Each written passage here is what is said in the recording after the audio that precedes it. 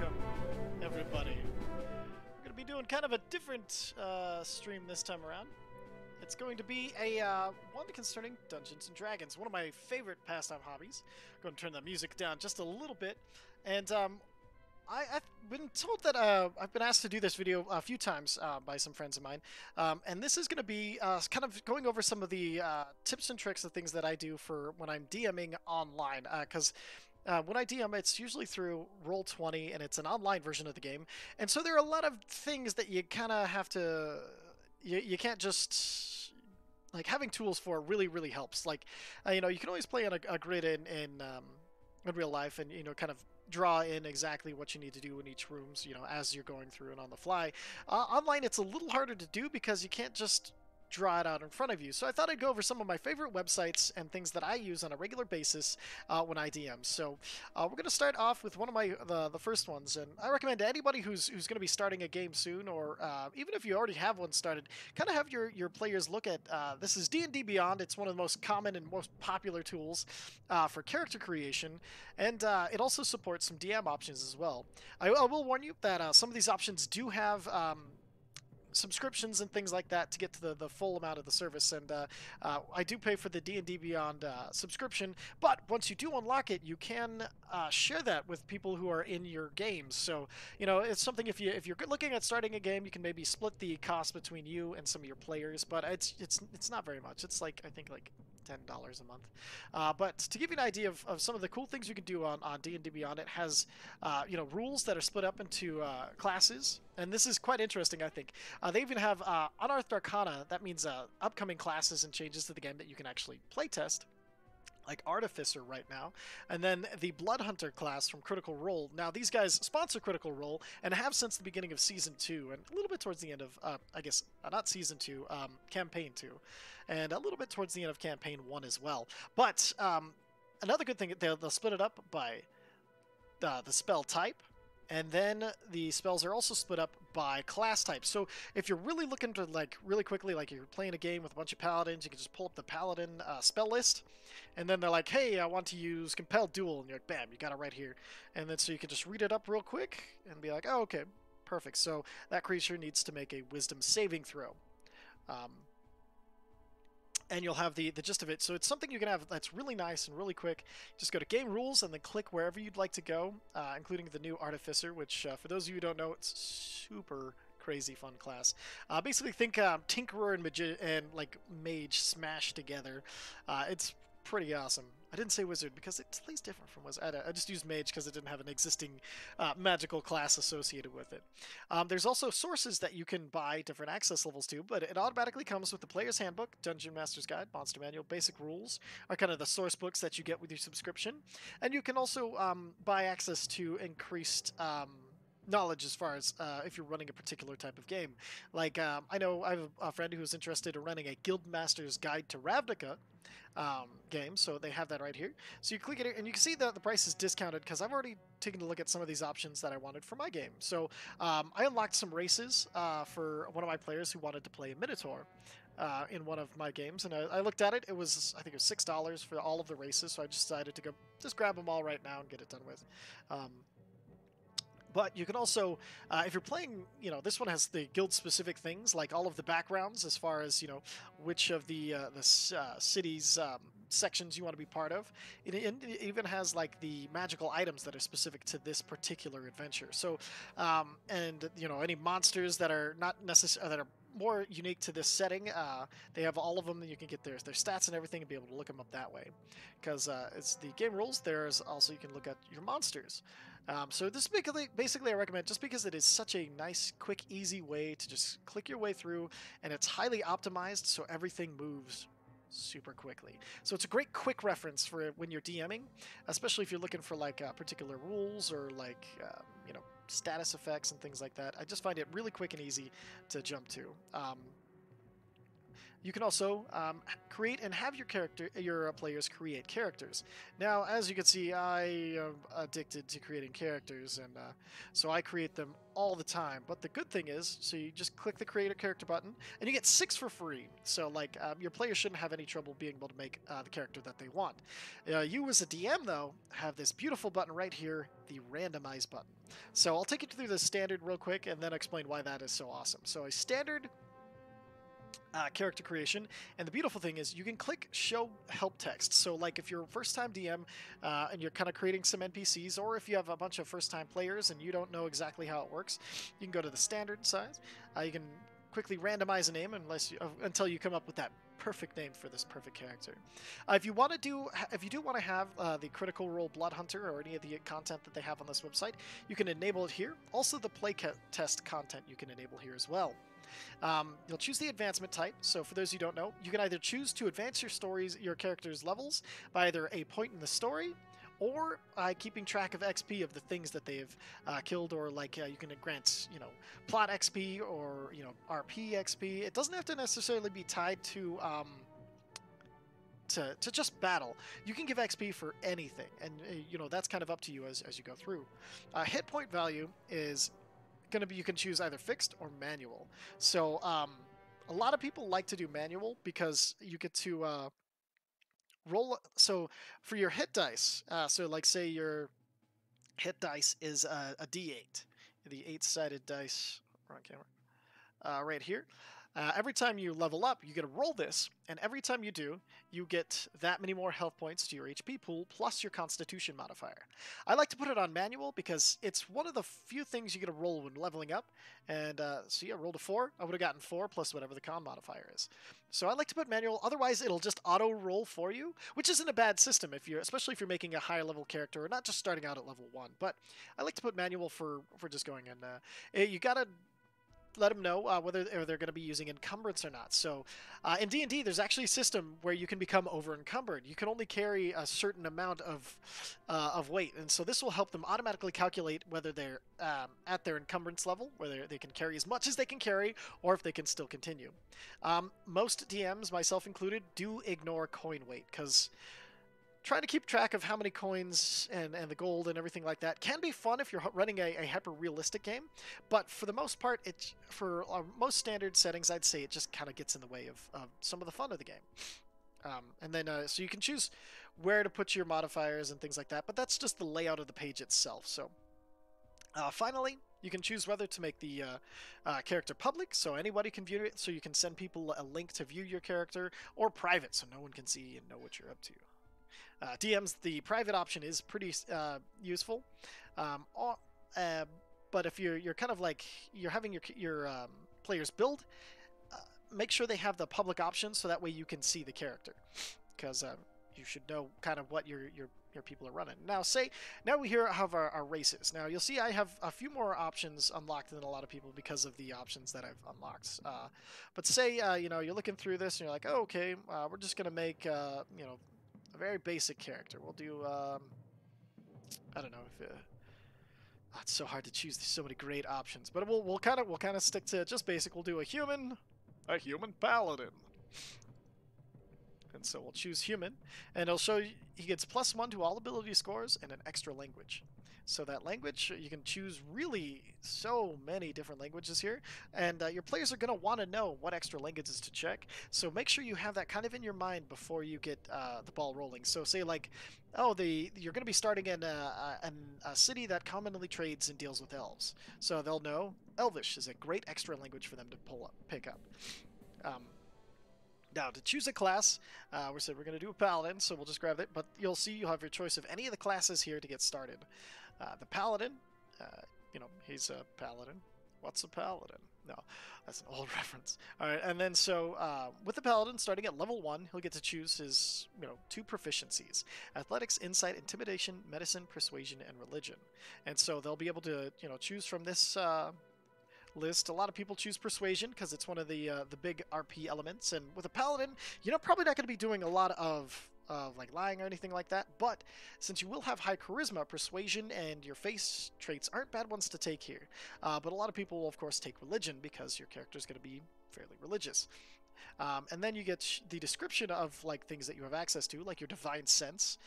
Strong evil registers like a noxious odor, and good rings like heavenly music in your ears. So you, as an action, can open your awareness and detect such forces. And you can use this, and then it kind of goes into like the more exact details and everything. But it also tells you how often you can use it. You can use this feature number of times equal to 1 plus your charisma modifier. So we'll get into the modifiers in a second. So you can use it, at least once, unless you have a negative charisma modifier, and then you can't use it at all. You also get your lay on hands pool, which is just basically equal to your paladin level times 5. So level 1 paladin, you can use your lay on hands pool to heal somebody. Boop, 5 points. And say you want to start your campaign a little farther down the road than level 1. So you tell them they're starting at level, let's say, 6. So level 6, you'll see it'll add more options down here. So at 2nd level, they'll have to choose their fighting style. So let's say he's going to be wielding a giant 2-handed greatsword. So he'll choose 2-weapon fighting, or great weapon fighting. This lets him reroll 1s or 2s on damage die, which really increases the amount of damage they do pretty significantly, actually, statistically over amount of time. Then they'll get access to their spell casting. So spell casting, and it'll go over the rules for their particular spell casting. Like, they have spell slots, which this is kind of more DM tips, and I'm having trouble not getting bogged down in the character options of over-explaining, because this is more for DM stuff. But it'll explain to your players exactly how to use their magic when they're spell casting, and kind of what each things mean, so they can look it up really quickly and get to know their character's innate abilities more easily. Get Divine Smite, the ability to burn a spell slot to do some extra damage. And they'll have important options to make, like choosing his Sacred Oath. So we'll say, Oath of the Ancients. Maybe he believes in nature, or Oath Breaker. One of those kind of more evil flavor paladins. But they'll be able to choose whatever flavor paladin they'd like. So let's say Redemption, always a good one. And as soon as you add that, you'll see there's oath spells get added. So they get access, and it'll tell you what levels they'll get the access to, and what those spells will be. And they'll be able to channel divinity, and that channel divinity is tied directly to that, so it'll open up all of the options that they have for that particular choice and explain it to them. So hopefully they'll have a better idea when they come and ask you mid-game, hey, what does this do? They'll also be able to choose... this is one thing that I cannot stress enough that is really nice as players, or even if you're just building characters yourself. The ability score improvement, whether you want to choose to just increase some of your abilities, like up your strength and charisma, like your Terry Crews, or choosing a feat. And it'll have the list of feats available to you. And so the best part is, you're looking through this, like, I don't know, okay, I have a great weapon, so let's check out what Great Weapon Master. It tells you what it is, so you don't have to worry about, looking up the definition, trying to figure out which one it's. You can just click on the ones that seem interesting or apply to that character, and it'll pull them up here. And Great Weapon Master, one of the best feats in the game, in my opinion. Super awesome. It'll also tell you get an extra attack at 5th level, and your Aura of Protection is also been added. So next, it'll take you to the ability score generation method. So you'll have to choose, and you'll have to make this choice when you're preparing the game, whether you want to do a standard array, which is always going to be 15, 14, 13, 12, 10, and 8, to distribute amongst these however they like. If they want to do a manual, where this is mainly for people who like to roll their stats, so you take your d20, you roll that, and you roll it 8 times, and then you drop the 2 lowest scores, and you kind of try to build your character off of that. It gets kind of interesting, because you can have some very interesting characters made that way. Like, say, you had to put your lowest in intelligence, and you rolled like a 4, and you're like, so I'm going to swing my sword now. You know I do. Or maybe your charisma's extra high, so you turn out to be kind of like a Gilderoy Lockhart sort of character. I'm here, I'm dashing, and I don't know what's going on in any way, shape, or form. They can be fun, but if you're looking for a more... I like to use the standard array, just because that brings it to my kind of more of a centered spot, and everybody gets the same. So you don't have, somebody who has a ridiculously overpowered character because they rolled, 4 18s or something crazy. And it also makes your characters have to actually think whether they want to use that for this amazing feat or if they're going to improve that ability this time around. So we'll just throw some stats in here for our paladin. We'll give him no. Dump wisdom.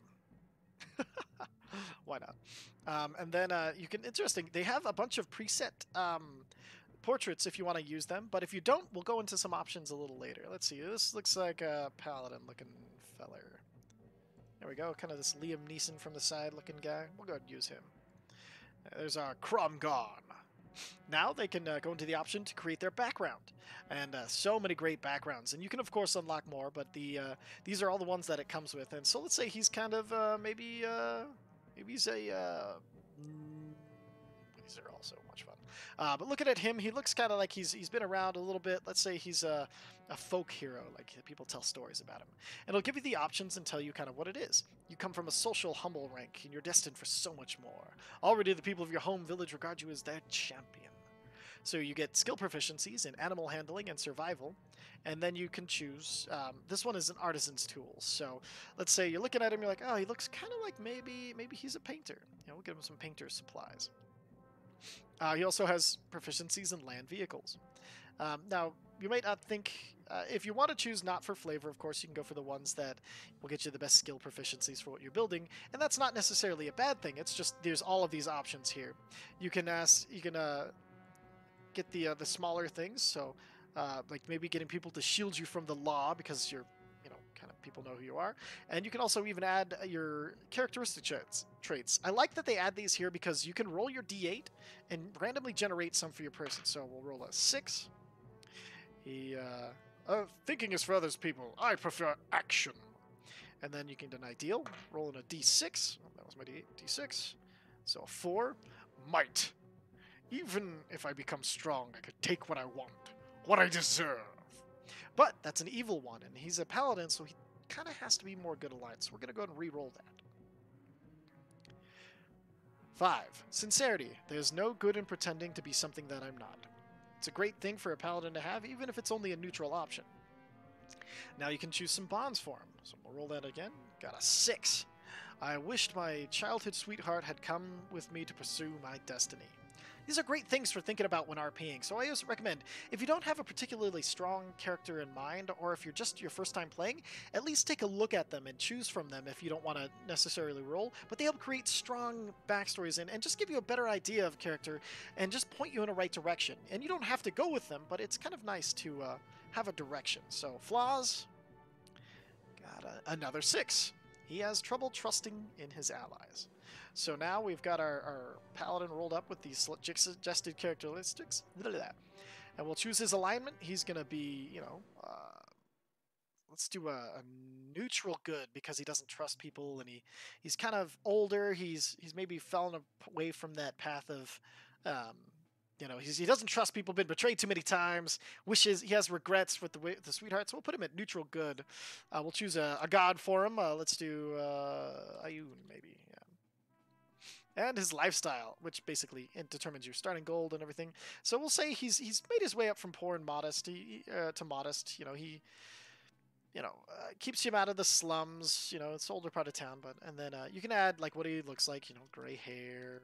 Looks like he has white skin. We'll say light blue eyes, kind of like piercing. Height. I don't know. Maybe he's a shorter guy. Maybe he's only 5. Let's say 6. Weight 5'6", but sturdier little guy. Let's put him around maybe 185 pounds. He looks like he's about 50, and this is a dude. And then so the personality characteristics, you saw when we added those, they all added right here automatically, which is great. And you can choose more than just one if you want. And then any other notes you want to add, like things that are specific to each character's backstory, which your players can add at any time. And then we'll go to the equipment. This is very nice for beginning campaigns, because most people are like,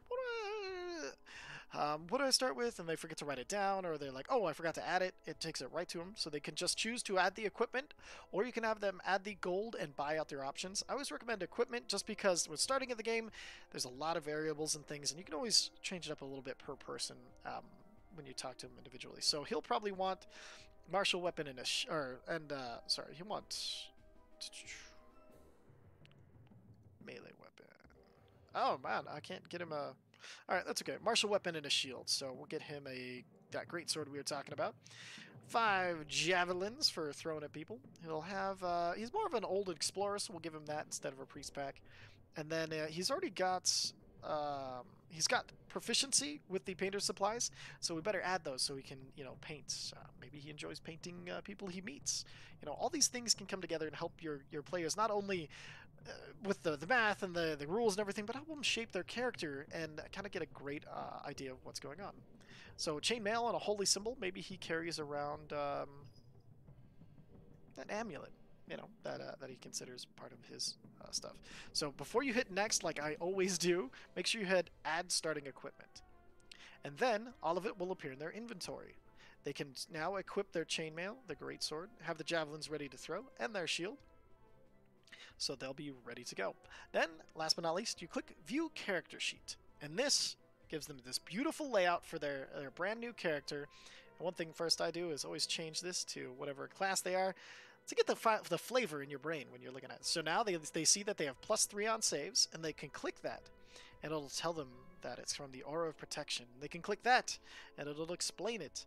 For their actions, one of my favorite things about this one, actually, they can choose whether if they want to do an attack action. They have 2 attacks per turn. They can use their greatsword for 2d6 + 2. They can throw a javelin for 1d6 + 2, or they can just punch a fool for 3 bludgeoning damage. And that takes up, and for their action, it'll split up their actions, their bonus actions, their reactions, so they never aren't, so that whenever they're kind of, when can I do this, what can I do, it's split up and very clear here. So their actions, they can do any of these, and they can channel divinity, use their divine sense, their lay on hands pool, or do an unarmed strike. For a bonus action, so you get 1 action, 1 bonus action, and a reaction every turn. They can use their 2 weapon fighting. So if he has 2 light weapons, he can make 2 attacks, and then as a bonus action, make 1 more attack. And then, he can also throw them, which is nice. He can cast, so some of the spells he has access to are bonus action spells, like Sanctuary. He can cast Sanctuary on somebody and force the thing attacking them to make a wisdom saving throw before they're able to actually get through that Sanctuary. He can use Channel Divinity, Emissary of Peace, and grant himself 5 to his persuasion rolls. So he's got a 6. That would give him a +11 altogether. He can only use it once per long rest, though. And he can use his Great Weapon Master attack. So on your turn, if he scores a critical hit with the melee weapon, or reduces a creature to 0 HP, so finishes them off, you can make 1 more melee weapon attack as an bonus action. So say you're going for your 2, the second one's a critical hit. You can actually now do a 3rd one with your giant greatsword and really get in there and start screwing people up. Your reactions. So these are things you can do as a reaction to whatever the opponents are doing.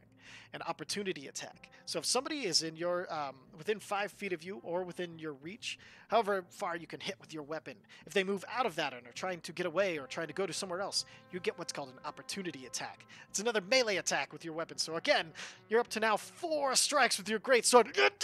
You get in there and get that damage to him. Or he can use his Channel Divinity as a reaction to rebuke the violent. And they have to make a DC 14 wisdom saving throw. I like how it shows the DC here as in the description. Automatically generated and specific to the character. Great option. And that will, you can force the attacker to take damage equal to the damage they just did. So say you're fighting a big boss and he comes in and he just diminishes your tank. He hits him really hard, like 50 damage. Rebuke the Violent as a reaction. Now, you only get 1 reaction every turn, so you got to be careful with it, because you could lose out on your opportunity attack if you use Rebuke the Violent, or miss out on that giant, reaction by using your opportunity attack. So you have to be careful and manage them properly. And then Other. So other things that he could do is, these are considered like basically built-in mechanics that are associated with other actions. So interact with an object would be considered part of the action thing, but depending on what the interaction is, it could be different. His Divine Smite. So when he hits with a melee weapon attack, he can trigger it as an instant. So this just happens. It doesn't require a bonus action. It doesn't have an action timing. So he can just trigger that to use a spell slot to do 2d8 radiant damage. And he can add 1d8 for every spell slot above the first. So at first level, does 2d8, second level, 3d8, third level, 4d8, and so on and so forth. And special, the extra attack, that being able to attack twice for just using one action that he gets for being a paladin. Then the limited use options is where they can keep track of how many times they've done what. So say he used his divinity to rebuke the violent, marks it off. A divine sense, he's used it a few times to kind of sniff out evil or find if an ally is good. Maybe he used his lay on hands pool to drop 10 emergency healing into their healer who went down to keep him alive. You can keep track of all of these and mark them off. Now, you can also keep track of his current health points. As you see, he has 12. Now, you might be wondering, why does he only have 12? Well, it's because he hasn't gotten to add his HP from adding on things. So you'll have him double click here, and then you can add some healing. Maybe he's healed for 5 or 6 here, and then you can apply those changes. So maybe he's like, oh god, he took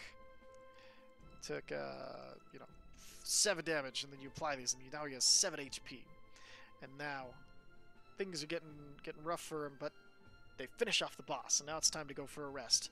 They're going to take a full night's rest. You click the long rest button, and so it tells him he's going to recover 5 hit points, 3 hit die, Divine Sense, Sacred Oath. And you can tell it to reset the maximum HP during this. So he takes the long rest. And it'll ask you to confirm, which is great, so you don't accidentally take a long rest. And then you got to confirm it. So once you confirm it, everything gets reset. And you can even keep track of your inspiration, that extra, D6, or if it's given by the DM, or if you're inspired by a bard for their bardic level. So this is just some of the cool things I love to use about D&D Beyond, and it really helps, I think, me not only as a DM, because one of the things you can do is keep track of your campaigns. Now, my current campaign is the Dawnforge Company. These are my favorite. Man, I just love these players, their NPCs, everything. But now their player characters, everything. So I can keep track of them. So like say, I want to take a look at Viserys. Like, oh, how does my something or other work? I can just pull up his character sheet on D&D Beyond. Say he's curious about one of his spells. Being a spell slinging sorcerer. He's like, oh, Firebolt. Is that a level spell or is it a cantrip? I can't remember. So I just.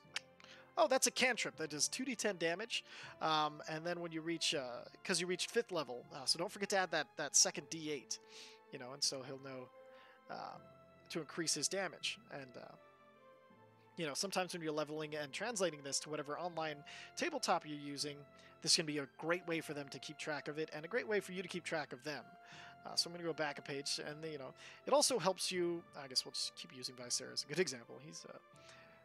He's my brother. So, but you can keep track of their equipment. So, like, say you wanted to add a particular item to their inventory, or you wanted to be like, oh, I want to use this. You're like, do you have that? And you can just pop up in their inventory, and be like, okay, yeah, you do have some alchemist supplies. So you're able to, I can say, there's probably a little bit of oil in there you can add to Jimmy the Lock or whatever.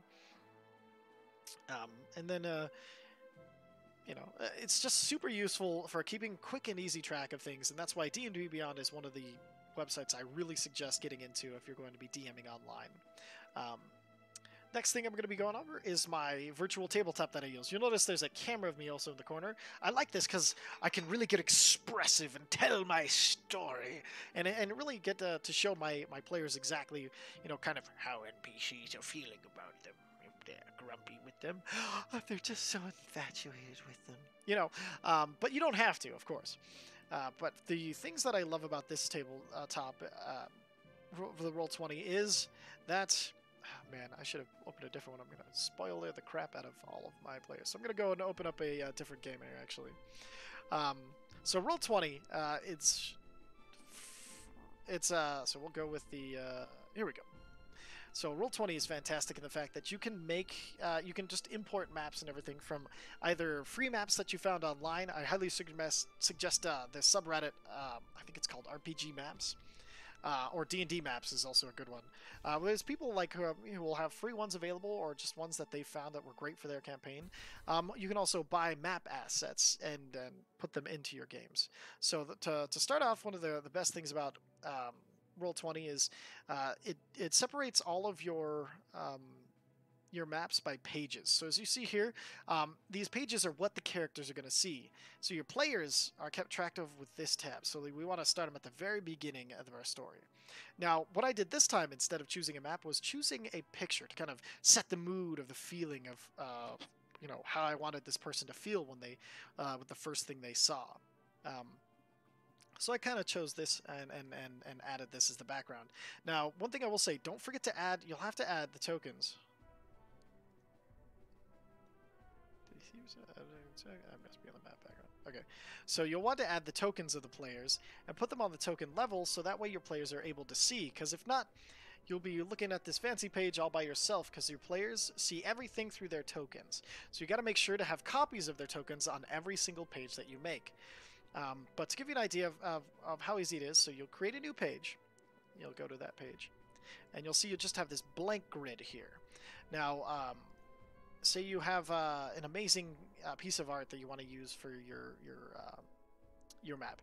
You'll just go over to you'll hit the upload button, drag the file for the map here, and then it'll upload it into your library. You'll see your library over here. It'll keep track of like everything you want to put in your games and all this good stuff. So say you just want to do a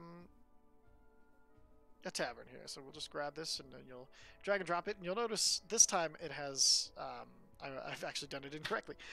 You'll see that it has like stats and everything. You're like, oh, okay, that's weird. So you want to make sure you're on the map and background layer, because there's different layers so that way you don't grab things you don't intend to. So the map and background layer is everything that is going to just be set that the players won't be interacting with.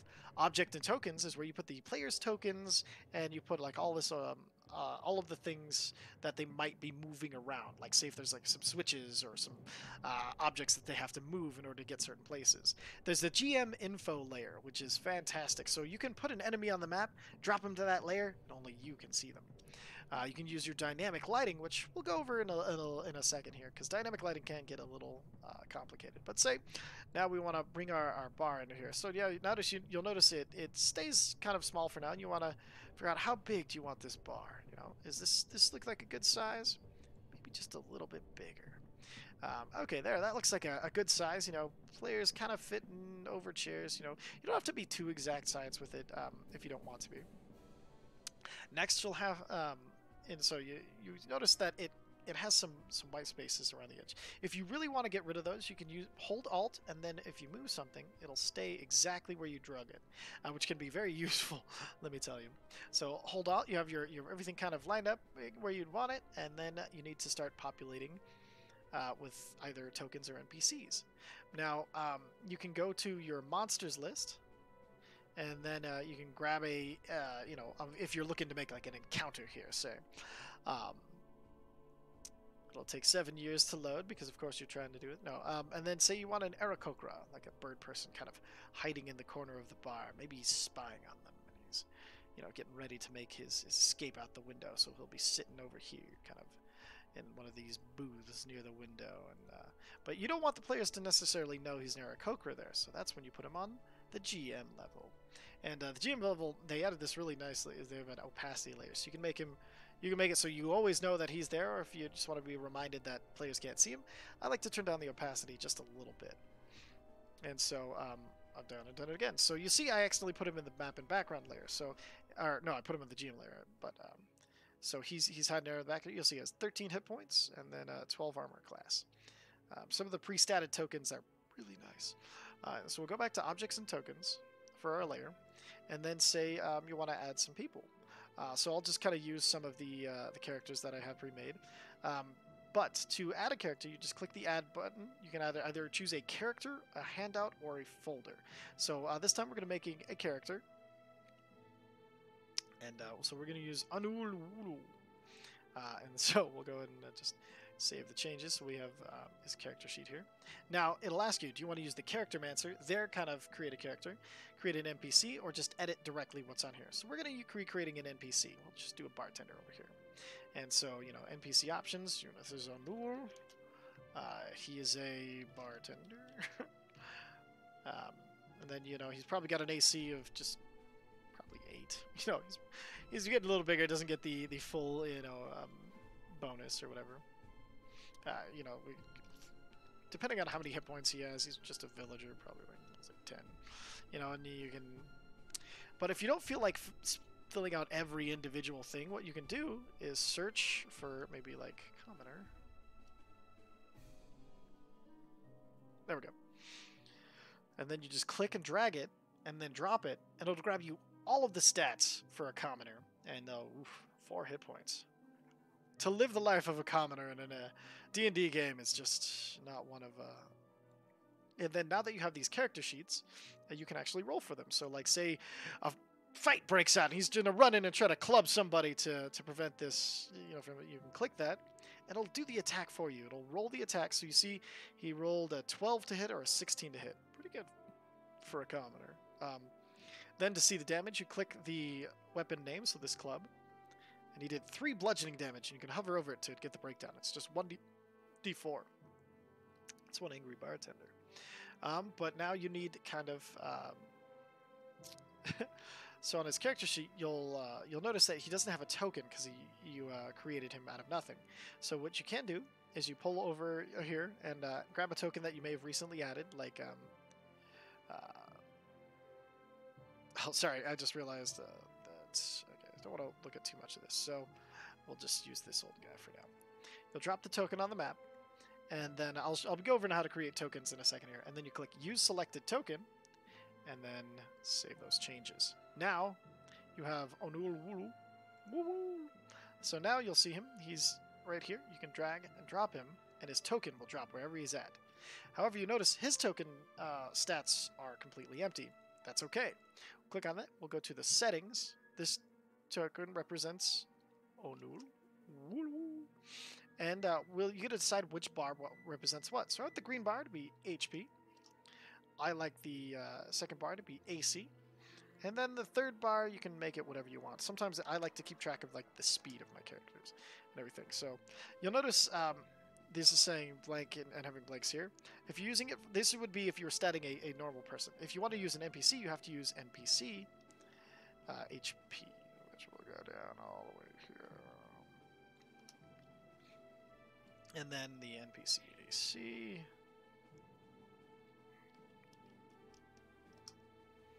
And then NPC speed.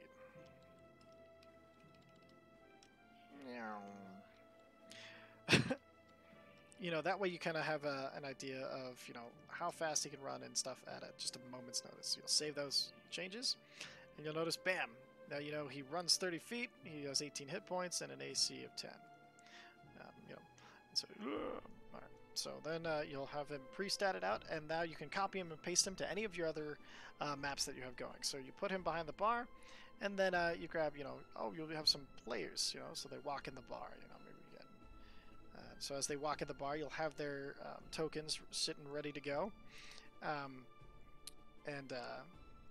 So that way when you load this page, your players will see that they're in a tavern. They have... maybe you'll just want to have some like dudes. They'll see a hooded figure, maybe. I'll use this guy.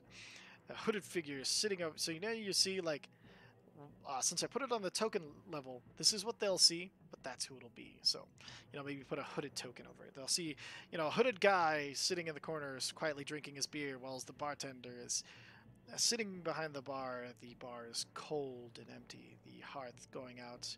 He looks up surprised as you walk through the door. The chairs are on top of the tables. You get the idea you might have missed happy hour, but there's still one patron drinking, so the bartender remains. He greets you with a hearty hello. Oh, welcome to the tavern. You know, so that way you have all of this ready to go, and it's in a gridded map, so if there is a fight, or say the Aarakocra suddenly throws off his disguise, and on the GM level, you'll go over here and you'll right-click and bring him to the token layer, and they see this humanoid bird creature look up at them, and I knew it was you who betrayed us, and he'll go for the window, and then maybe he'll try to run past them. Maybe at this point they're over at their table. And he'll try to run past them, and then you have opportunity attacks. You can do the combat as usual, and so you have this nice statted out token, so you can quickly, he takes 10 damage from the Minotaur. Oh, he's looking rough, and then he gets finished off by the other Aarakocra, and then he's dead. And so he gets you. Once you get those, you can just delete his token off, and the encounter is over. Alternatively, you can mark things like, say, maybe, oh, he died, and you mark him with an X. Or you can add status changes like he's fallen prone. Maybe he's slowed. There you go, slowed. Maybe he has haste on him. You know, you can add all of these things so that way you don't have to mentally keep track of absolutely everything. You can mark it for Hunter's Mark, and then you have these nice little things to remind you. You can another good thing you can do is you can add music. So you can go over here and then so recently they updated everything, so now I have to remove all of the unsupported tracks, which is super annoying because that is so many. You don't even know. But you can click here, add, and you can add a track. And now, luckily, you can upload your own audio to use during your sessions, but they do have options available. So I'll go ahead and stop the music that I have going in the background real quick to give you kind of an idea of these things.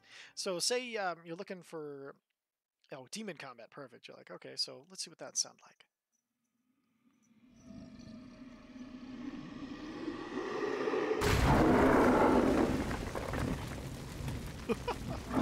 Perfect. So you get the idea, like, okay, I can add this for like when a demon's coming in, or like, you know, maybe there's goblins, you know, running through and doing stuff. Or you can add just maybe some regular music, like, oh, maybe it's you know, a desert bazaar, and then grab this and it'll grab some of that nice background music to kind of set the tone. And I'll give you kind of an idea how long these are. You can set them to loop and choose different volumes for them as well. Just one of the fantastic options, I think, to use as far as, you know, free music that you have. But of course, like I said, you can upload your own. I will say, Roll20, there are a bunch of small things that I'm going to do its own video for that'll kind of help you figure out what to do next. But I just wanted to kind of highlight some of the strengths of Roll20 and why I use it in my games. So next, I'm going to show you this token stamp, which for any table, you know, desktop, you can online tabletop you can use. It's really quite simple. It's really nice. So you can choose an image, and then I'll just grab. Let's see this. Oh, here we go. This one's kind of a nice example. So, say you're one of your characters wants to look like this gnome of the artwork that they found or that they've made and uploaded, and you can just grab it. You can adjust the size. You know, properly frame it. So you want the whole thing. Maybe you know, you just want to give a more zoom in on the face so they know kind of what they're looking at. Kind of, oh, you want to use that ball in his hand. Okay, perfect. And then say you want to add a border tint. Now, normally I just use the gray for my games because I don't want to have to go into custom. But like, say they want like a violent blue one, and they like, oh, you know, I want to, you know, get more complicated with it. They certainly can, and maybe they want to use this one, so they want to be chill where their character's looking at all points, and you know, keep track of that. Maybe they want a little bit fancier, and you know, kind of, I guess this is, you know, they add like a, as you see, there's like a texture over it. You know, it's not a bad idea to give your player characters some choice on what they kind of do, but you know. It can get pretty crazy pretty quick, but each of them having their own color can sometimes make them feel a little more empowered, a little more unique. Another nice thing is, say you upload a picture that doesn't have a background, you can, but you can change it to like maybe purely white, or maybe it's like at the edge of the, so maybe like the edge of your picture, you can just match that background color. Okay, so you know, oh, okay, so it's not quite white, that's too bright. But there we go. Turn it down just a little bit. Flawless, seamless. You ain't even knowing where it is. So this is kind of a nice thing. And then you just go and download whatever that new token is. And then you can upload it to Roll20 or whatever virtual tabletop you're using. And you've got a token ready to go. Nice and circled. You don't have to take it into Photoshop. You don't have to do these things. You just drag, drop it here, download it, call it a day. I like to use this fantasy name generator. It's just fantasynamegenerators.com. You can go through fantasy names, and then there's this gigantic list of things. So you're like, I need a unicorn name. So you click unicorn names, and you have Chant, Mary, Zane, Euros. And you're like, oh well, it's gonna be a female unicorn. So click that, and you get Zavaria, Solstice, Midnight, Lily, Fae, and it gives you all of these different options that are still kind of more specific to fantasy thing you're choosing. So like if you're looking at maybe a dwarf name, you know, and then okay, perfect. So these have, you know, last names. So you could be Thravout Forge Spike. Or maybe it'll be like frost and flatberry. It's not a very rewarding last name, but I promise it's not true. We'll get you anything but a flatberry, I promise. You know, and help kind of make it easier when you're making NPCs, so you don't have to pull every name out of your head. Because sometimes when doing that, you'll notice all of a sudden your players will be like, why do all the names kind of sound the same? You notice that? And you're like, oh crap. That doesn't mean you know, if you want to do some real names that has a whole bunch of lists, like what if you wanted like a Swahili name? Oh, and these have translations which are nice. Like Kobe means turtle, which ironic enough. Turtle was one of the most famous basketball players ever. I didn't know that. That's just kind of fun for me. Azizi, maybe precious. Maybe you want to add some flavor to your regions by using this, but you're not too familiar with you know, how these pertinent names are made. Hillbilly names, really? Okay, yeah, these are actually legitimate. Like Horace, Ford, Sherman, Jefferson, Lee. But anyway, it's just one of these quick and easy way to make your NPCs. So you don't, you can spend more time, you know, thinking about their backstory, who they are, and not maybe necessarily their name so much. Speaking of NPCs, the NPC Generator, it's on miniworlds.com or miniworlds.online/generators, and I'll include these links in the bottom thing when this is on YouTube. /generate npc.html. This is amazing. Okay, so say you're like, okay, so you're in a dwarvish city, so you don't want any of, and maybe there's dwarves, there's no elves, there's no halflings or half-breeds or humans, so you're like, okay, so, and I don't want any planar allies, so I just want dwarves. They can be Duergar, Hill Mountain. Maybe it's close to the Underdark, so Duergar do come in and out. Maybe it's mainly mountain dwarves, so no hill dwarves. And you know, there are some gnomes, but no forest gnomes. That do steep gnomes, the Zeruf Nevlin, they actually would be there because it's close to the Underdark with the Duergar coming in and out. And probably no whisper gnomes. But okay, so you have the race options that you want, and you're like, okay, so what if we want this person to be an artisan? Maybe they're a sculptor. So click that, and then bam, automatically you've got the rock gnome male sculptor artisan named Barclay. His appearance, his short anorexic build, wide eyes, and frazzled blonde hair. The face has a patch over the right eye, and their speech is accented. Their characteristic, and you notice they almost seem permanently sunburned. They're indiscreet, and this is great for you because they're indiscreet. So like, and their trait is the best way to get me to do something is to tell me I can't do it. So you know now you know if a player's like, well, you know, maybe you can't do it. He'll automatically be like, oh, you think that's funny, do you? I can do anything that you can do, and I bet you could even do it better than anyone else in this damn city. I'll sculpt it out of whatever you bring me. And now you have this character kind of pulled out of nowhere that you can use, you know. And also, he's got stats. It's amazing. You know, you'll know he has a passive perception of 16. What if somebody's trying to steal from your shopkeep? You have like, oh crap, what is his passive? I don't even know. Oh, there it is. He has a passive perception of 16. Roll your sleight of hand check. 13. What are you doing over there? You leave that where it goes. I sculpt enough without all these people wanting to steal from me all the time. You know, he can walk 30 feet. He has 43 hit points, AC of 10, and is 167 years old. He has, you know, Tinker Seed proficiency, and he carries maybe these trinkets. So, like, I try to pick his pockets. So you're like, okay, maybe he passes a sleight of hand check. Crits! You can roll it and be like, okay, 4. You find a scroll detailing crafting amulets wrapped in cotton. And, oh, you heard any good gossip? Well, I have a magical scroll detailing some ancient battles wrapped in fur for sale, but don't tell anyone you got it here. And this is such an amazing thing because you can, you know, so in that same city, you've got all of your things selected. So maybe you're like, okay, oh no, I forgot. They're going to be, you know, needing a noble who they're going to need to talk to the king. Now they have Brood, the Duergar king of your Underdark. So you're like, oh, no, actually, this is not a Duergar city, so he wouldn't be king. So you're like, okay, maybe I'll just go back into noble. You can go into noble and just re-roll it until you get somebody who's not a Duergar, or you can be like, oh yeah, I don't need a Duergar for this. So noble, king, and then you get Winterborn. Oh no, he's a rock gnome. I forget. Just click up all the options. He can't be. Go to noble, kick king, and now you have Buffton, mountain dwarf male king. And then his personality's kind of lippy. His trait is he changes his mind or mood as quickly as he can change key in a song. He's got a grand anorexic build. Maybe with these anorexic builds, you see sort of the personality of your city. Maybe it's going through a tough time. Maybe they're having trouble getting supplies and everybody's kind of tightened the belts. His face has his left eye missing and his speech is loud, so... I don't know why it's taking away all these eyes from these NPCs. No, there's no... He has a nervous cough, so he's like... I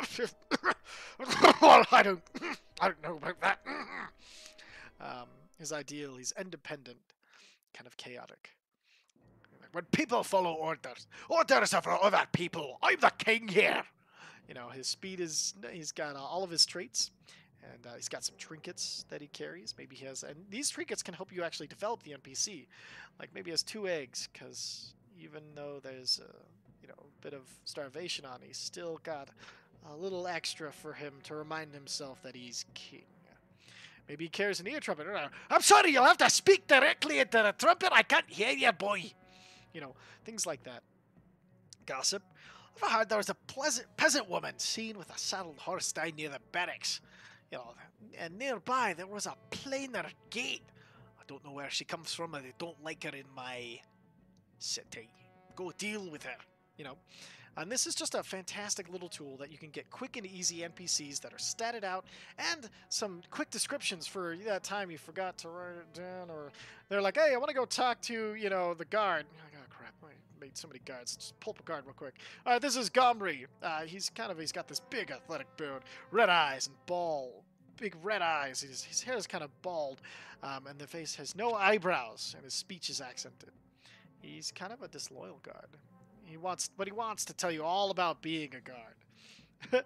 And he wants to prove that he's doing better in life. Now you have just this quick character and thing to do for those emergency situations.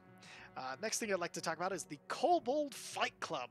This is fantastic. So this is one thing I like to use when I'm trying to figure out, you know, what kind of encounters to build, and you know, knowing how hard it's going to be for my players. So you have 4 level 8 player characters, and you know that they're going to be, you know, they're going to be in the sea, and you got to decide what's going to be a good encounter for them. So you're like, okay, this will be a hard encounter. So like, okay, so I know I can add 1 Kuotoa monitor and 2 sea hags of the Coven. And you're like, well, I want to be a little more specific with it. I like the sea hags. I didn't like the Kuotoa though. So, and then you'll see once you remove that, it goes back down to an easy encounter. It'll also tell you, how much XP per player, and then if you adjust it. But say you're like, okay, I want to add a Hydra to this. Bam! And then all of a sudden your hard encounter has become a deadly encounter.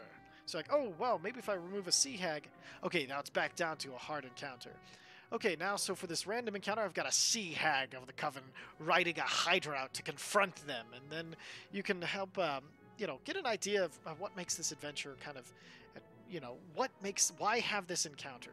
You know, is it just to, get some resources out of your players, or is it something that just happened, where they maybe, maybe they have the ability to sleep in the seas, and they've kind of drifted into her territory or whatever. But it's really nice to be able to say you have an encounter in mind. You're like, okay, they're gonna fight a dragon, and then you pull up your dragons, and you're like, ooh.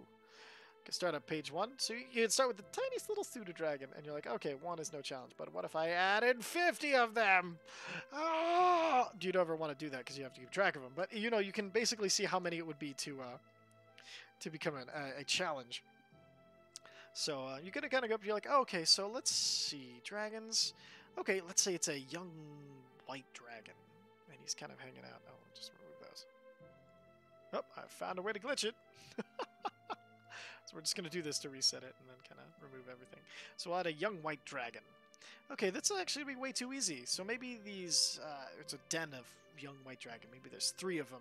Now you have this deadly encounter with 3 young white dragons all coming to confront your party. Maybe that's like the climax of this small story. Maybe the people they were chasing were shape-shifted dragons all the way through, and now they're finding that and have to fight their way through it. And so you'll have to kind of take a look at that and get it started there. Another thing you can do is, you get an idea of how to build your encounters, your bosses, and just kind of what an idea of what it's going to be as far as challenge rating, so you don't have to go through and do all of the math yourself.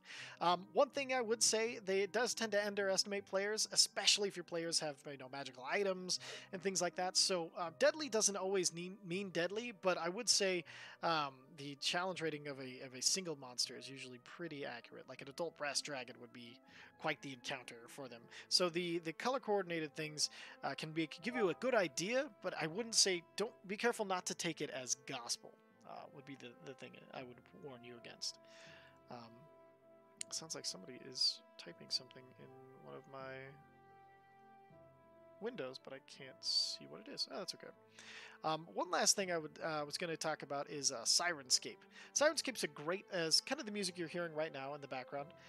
It's great for creating loops and just kind of quick and easy, don't have to think too hard about it. Music. You can just click a button and there's a bunch of presets, like, say I wanted a storm and it's the height of the storm. You just click this button and it swaps over everything for me. You can adjust the volume on the fly. And then, so they have a bunch of presets and things that really, really work nicely that you can just click right through so you don't have to think too hard about it. I will say, I would recommend using this in combination with other music that you would upload to your like Roll20 or things like that, because while it's great for like on the fly and getting things moving quickly and not having to think about it, if you want more specific music that you want to kind of go through and find it, I would recommend going through and just being a little more specific about it. I just wanted to kind of present this option because it is fantastic for quick and easy setting the mood and getting ready. I will say, when using Sirenscape, if you're going to do it online, there is this, and I'll include this as well, they're using voice meter to kind of push it through the right speakers and everything, whatever chat you're using, but we'll save that for its own video as well. So these are kind of just some of the things that I use quite often when I'm DMing for an online resource that I use and can highly recommend pretty much any of them. As you can see, they're all fantastic resources and a lot of quick and easy things that you can do to make it so you can concentrate on the story, keeping the joy for your players and making it a good experience for them, and probably most importantly, keep your sanity while DMing and help prevent that horrifying burnout that we all sometimes feel when you're DMing. But these things, this is, I think, things that can add to the longevity of your campaign. They can make it so, the less work it is, the more fun it can be for you and your players. So this is kind of my DM tips and tools that for online DMing video, and I hope you guys enjoyed it. Let me know what you think about it so I can improve upon it. But other than that, I do thank you very much for watching. We're going to be doing more DMing and D&D videos as this goes on, just because I love DMing and D&D so much. And other than that, I thank you for watching. I can't wait to do the next one for you guys, and hope you have a wonderful rest of today.